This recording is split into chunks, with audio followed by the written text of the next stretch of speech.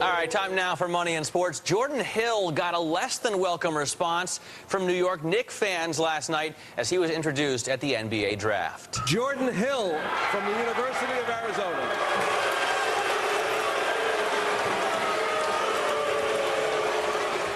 So why were they so mad booing him there on the stage? Let's ask Bloomberg sports reporter Curtis Eichelberger, who joins us now from Washington. Curtis, they looked very displeased. What's the deal with Jordan? Well, the team really didn't want him, and he wasn't the number one choice. Stephen Curry from Davidson is a guard. He's an up-tempo guy. It's what Mike D'Antoni is trying to do with this offense. He wants to move, score in transition.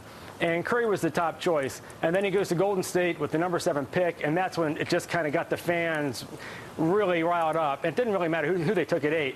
He was going to get booed. I mean, this isn't a bad player. Jordan Hill, 6'10".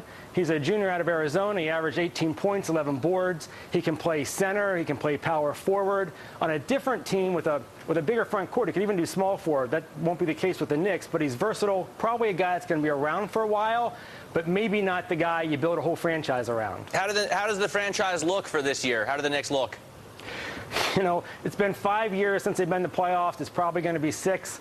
They're still in a rebuilding phase. I'd covered Mike when he was an assistant coach back with the Nuggets and knew him back when he was coaching in Italy and was very popular. He's always been an up-tempo guy, and they really need to do some work remaking this team and picking a player at a time. This isn't a bad pick, but it's not the guy you're going to build around. They're going to need a few more years. They were the second losingest team last year in the East. And just to give you a sense for how poorly they've done in the drafts, let's have a little fun here. I'm going to give you a little trivia question.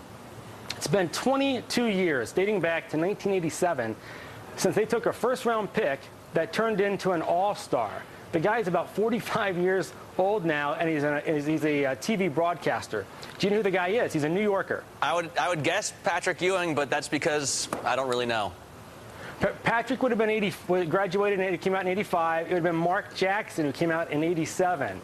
He's 45, 46 years old. It was 22 years ago since they've really landed a top-notch first-round guy who turned into something. So is Jordan Hill the guy? Maybe, but the odds are against it. He's probably just a guy who's going to be a steady player, you know, for a number of years. At least he's a kid, though. You know, Shaq is even older than me, and he's going to play with the Cavs. Is that a great move for the Cavs? I mean, does a guy this old risk getting injured and sitting on the bench all year?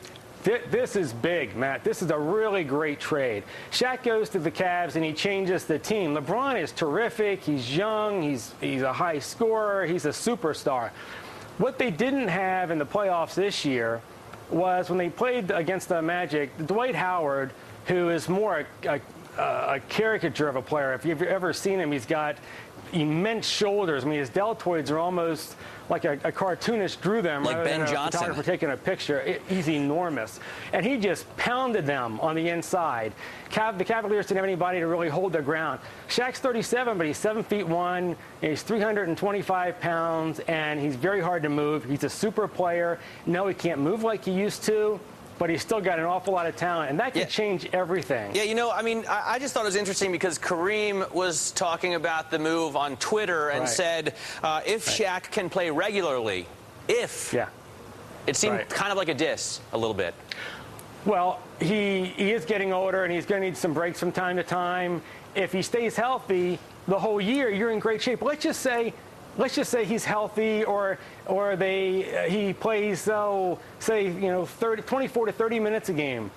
This is a team that went to the conference finals this year with a real weakness in the center.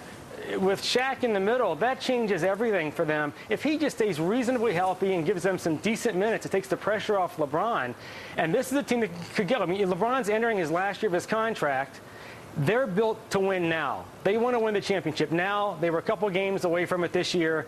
With Shaq, they believe, and I believe it's possible, this is what could put him over the top. This is a very big trade. All right, so maybe LeBron gets to win one before he goes to work for Warren Buffett as his successor as the CEO of Berkshire Hathaway. Thanks very much, Curtis, for joining us. Curtis Eichelberger there in Bloomberg's Money and Sports.